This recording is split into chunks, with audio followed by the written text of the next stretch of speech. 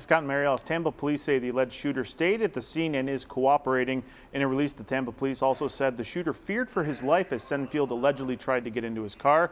That now raises questions whether Florida's stand your ground law would apply to this case.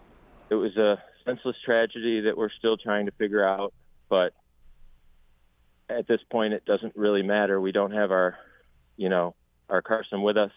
Carson Senfield's father talking with Two on Your Side's Claudine Ewing, now along with investigators trying to sort out the details of what happened on September 17th. According to police, Senfield exited an Uber near his apartment and then tried to enter somebody else's vehicle. That person allegedly shooting Carson and killing him, the driver telling police they feared for their life. And with that statement, the legal questions arise. There may be extenuating circumstances, but Florida has a so-called stand your ground statute.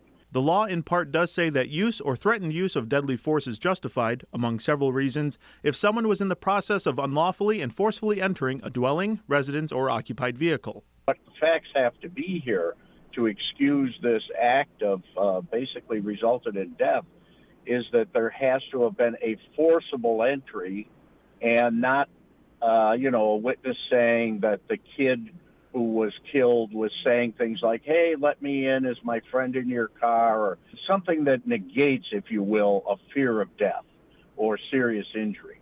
While we wait for more information from Tampa Police and the Florida State Attorney, legal analyst and attorney Paul Cambria says the question now is defining what would qualify as fearing for your life, and use this hypothetical scenario to explain. If somebody was pointing a gun up in the air and firing it, and those were the facts, a reasonable person would say, well, you didn't have any actual fear of death there.